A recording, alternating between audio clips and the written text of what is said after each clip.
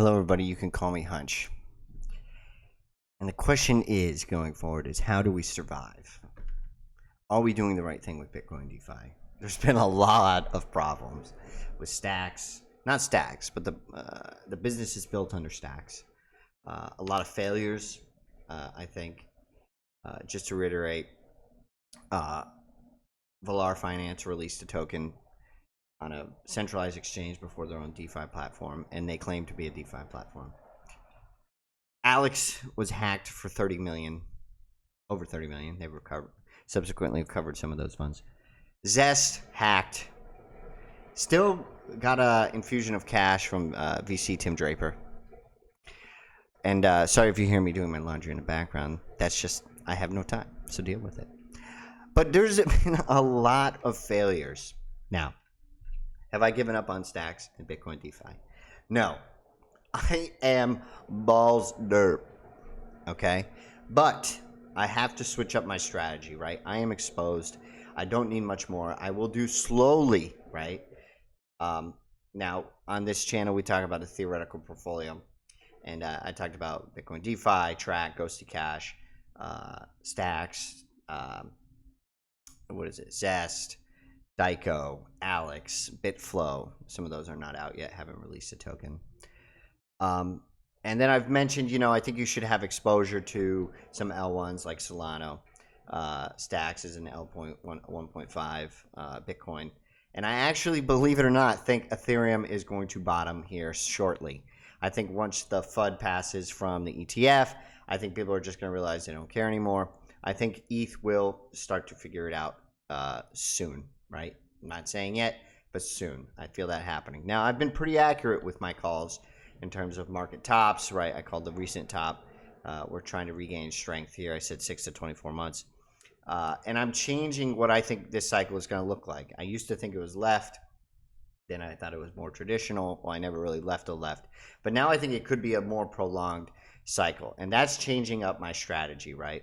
It allows me to watch Bitcoin DeFi because I'm already represented in that. But it also gives me more time to get exposure to L1s, right? And the reason you wouldn't get more exposure to L1 is because you don't really have a lot of time, right? If it's a left translated cycle, you just want to be in the things that are going to pump the most rather than have patience. But I do think now is the time to have patience. Okay, so my famous line is chill, focus, and wait, but let's talk about it. Okay, everything going on. Okay, I said I have to reevaluate. Now, you should follow my Twitter because I kind of just tweet about what I'm thinking, so on and so forth. And it's got 34,000 views, okay? I have to reevaluate everything under Stacks. Nothing but abject failure, okay, this entire bull run. Now, that doesn't mean that's a bad thing. We learn from our mistakes in Stacks. I've been in Stacks for the longest time. I've been criticizing them about not being able to use native Bitcoin. Nakamoto was coming out, but here we go. I go, Valar, failure. I think it was a complete and utter shame what they did. ALEX, complete failure. Breakdown, not having multi-sig or whatever it was, right? We need to figure out how to decentralize the liquidity pools. Stacks, Nakamoto, pushback, failure. Zest, hacked, failure, right? People are constantly, and let me just say this, talking down to me because I'm critical, right? But the most important thing for me is not losing my life's work, right? Like, I'm not going to go all in a liquidity pool or all in on one token, right? And I want to quickly ascend to financial freedom, theoretically, right? But you can't do that if you lose everything. So if you want to criticize me for being critical, go ahead. So I digress. So I said I'm starting to rethink. Before we go further into that, let's just talk about some of the things here. Ordinals bot recently, he said, Toby, the creator, which follows my YouTube, says Bitcoin DeFi system could grow to the largest in all of crypto. Toby Lewis, founder of Ordinals bot. Now, this is a hint. Is Ordinals bot API going to be using Bitcoin DeFi somehow? They do Ordinals, they do minting processes, and so on and so forth. They work with Bitcoin miners to mint blocks, so on and so forth. So I do think maybe Toby has a vision that he's not telling us about. And I'm just digressing because I want to talk about all the things that I haven't been updating you on for the last week. But it all comes full circle here. Okay, so again, just reiterating, Ordinals bot might actually be a DeFi play somehow. 4 million in revenue. I think they're going to expand. I really like this business. Now, I actually did bring this up as well because Trio trades on ALEX, and I want you to remember that synthetic assets on DeFi are doesn't necessarily mean you are decentralized, right? Like if I could never bridge back out, say I had Trio from ALEX, the synthetic version, I could never bridge back out if there's, you know, ALEX and Xlink go down, right? I'm sure they will come back, right? But you have to remember about that decentralization. How decentralized is this? Is there going to be a method, right? It's not a BRC20 where I just hold it and I can trade it anywhere, right? The synthetics are unique to Stacks, right? Someone else could build it maybe on another platform, but ALEX is currently the only one that offers it with Xlink. So that's why I brought it up early on here. So now to talk about this changing strategy, right? I made a video about this and I said, you know, we might be in this ascending channel. I said financial repression, the print 3-year bull bear with inflation 20-40%.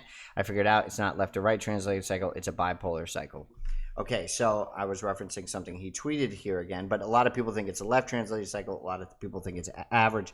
I tend to think that maybe we have a more prolonged cycle, right? If you think about that rainbow chart, I think we just kind of bounce around that until we eventually get to maybe a blow off top or something like that. Now, this is demonstrated by the crazy drawings I had the other day, right? I drew a channel, right? Everyone thinks, you know, we have these traditional, and let me see if I can draw here. These traditional, why can't I draw? Oh, maybe because I have too many windows open, that's why. It always does that. But, you know, this traditional over in this corner here, right, this blow off top, right? And we've kind of had like a semi blow off top. But I do think we could go into a period of consolidation or upward channel building for maybe even more than a year or 2 years or even 3 years.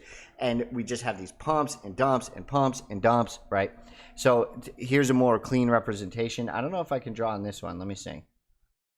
I can, right? So what I'm surmising here, right, and don't mind my drawings, you weirdos, okay, is, you know, we do one of these, okay? I think it's entirely possible that it just keeps bouncing up and down. We have these massive altcoin pumps, these massive altcoin dumps. So however you want to play that, right, is up to you. But I do think that this allows you to build big positions in L1s, right? Whether you like Avalanche or you like, I personally like Solana as the L1, and ETH I do think is bottoming, right?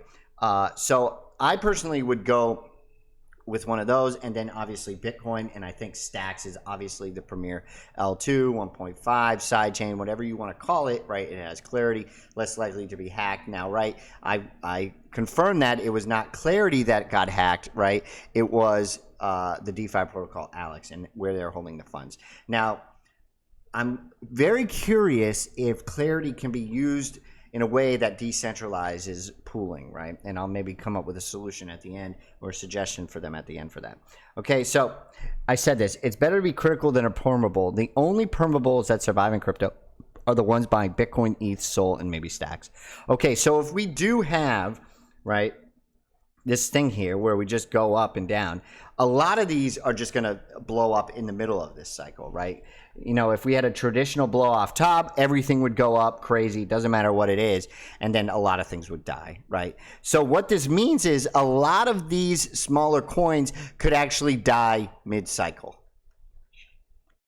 That is vitally important here. That is the crux of why I'm switching up my strategy.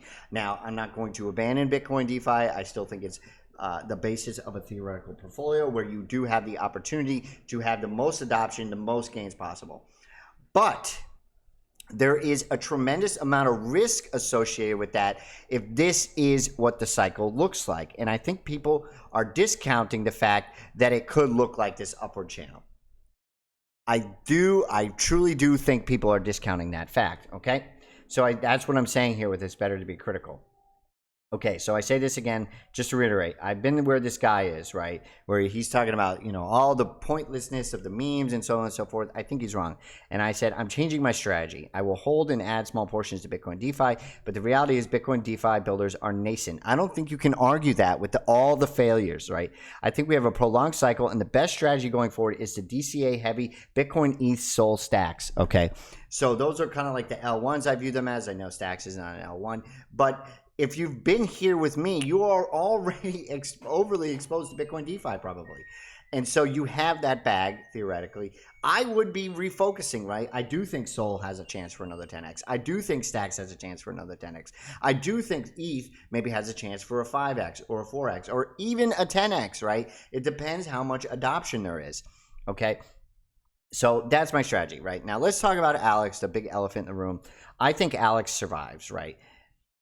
Insane amount of failure. Like, I am just aghast, blown away about how bad the ALEX lab team failed us. Now, I do think they will be able to recover. I do think maybe VCs will infuse cash. I do think sharks are trying to get a discount. I mean, if you were a businessman, and I'm not a rich billionaire, right, I would be salivating at the mouth for this. So I do think they are going to survive. Just like Zest got an infusion in cash from, what's his name? Tim Draper, even though they got hacked. Now, whether that deal was done before the hack and so on and so forth, I don't know. But I do think ALEX is going to survive, right? And now I just want to say this, right? I had no LP farms. The theoretical exposure I did have is that I could not bridge, or I may not be able to bridge out Trio, right? Which could be a blow, right? But it's not a fatal blow like a lot of people. A lot of people put everything in LP farms. And just listen to this, right? The only reason I had 0 LP farms in any protocol is risk management. In my opinion, if you went all in a pool, that is bold, extremely, extremely bold, right? Think about this, the risk and time value of money. I've only tried LP, but lockup times obviously delineate the huge amount of risk involved, right? If you cannot just smoothly take out your assets on the fly, somebody is using those assets in a risk type of environment, right? You don't need to understand code to get it. So I think maybe you guys need to do your homework a little bit more and take less risk in terms of protocol, right? Like an L1, like Solana or Stacks, has less risk than a business built under it, right? It's obvious. I shouldn't need to say that, right? Now, I do think ALEX is completely to blame for this. I mean, I don't know how you can have the most brilliant minds on Wall Street come in here and say they understand finance and completely ignore security management. I mean, that is just mind-blowing arrogance, in my opinion. And I just, if they're going to recover, I think they need to just come out and make a video, the CEOs, and say, this is what we've done. We have learned. We have personally lost a tremendous amount, and we are going to stick to the ethos of DeFi. And that's exactly what I think Valar should do. Instead of crying, oh, woe is me, blah, blah, blah, they kicked us when we're down. Bro, this is not like, oh, I want to support you, I love you. No, this is real money. This is about changing the world. This is not about your emotions and making you feel good for getting a trophy for building a product. You could ruin people's lives, right? I mean, that is how much weight is on them, on this, right? Okay, so I just want to say this algorithm guy, really smart. He said, in an evolving world of Bitcoin, crypto, and Web3, security, usability are the most crucial utilities. Rider is defining self-custody to meet those needs. Right. Unsurprisingly, I think hardware wallets are still the way to go. Company treasury multi-sig is still hard to do with hardware wallets. Something we want to change at Rider ID, right? If one must use software wallets, a DAO or multi-sig mechanism is a must, right? This is what ALEX failed at. Sticking to one type of governance also greatly simplifies contract design, thus reducing attack, right? So they're talking about designing hardware multi-sigs that are more accessible for like a DeFi protocol. So I do think Rider is going to propel Stacks if they can do something like that, right? And that's why I'm still bullish on Stacks, because I do think Stacks is taking a lot of feedback. Now, a lot of you criticize me and call me blah, blah, blah, blah, blah, but I am keeping you insane. I'm telling you, you have to think about the risks of these things. It's not about community.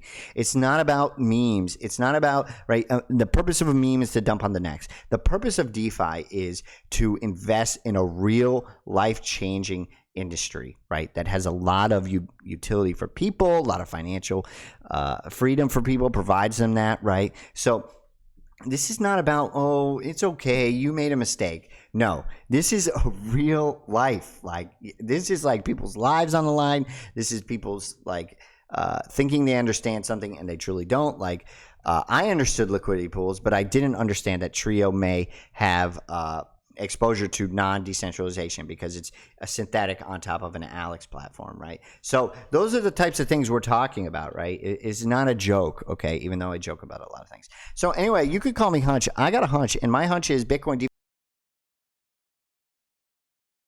kind of bounce up and down. There's going to be a lot of death of cryptos, right? Rather than just a lot of death at the end of the bull run, a lot of death of cryptos throughout the bull run. I think that's vitally important to remember, right? And so that's why I think it's important to change up the strategy a little bit. We have time here, possibly, if I'm right about this prolonged thing, to DCA heavily more into the top L1s, right? Because there's so much risk below, right? And maybe research a few other DeFi protocols that are big, like Ondo. I really like Ondo for real world finance, right? I think it's DeFi. I think the real world assets thing is nonsense, or it's you could call it TradFi on chain, right? That would be more appropriate. So like Ondo, but again, switching up the strategy. So you can call me hunch. That's my hunch. Let's go.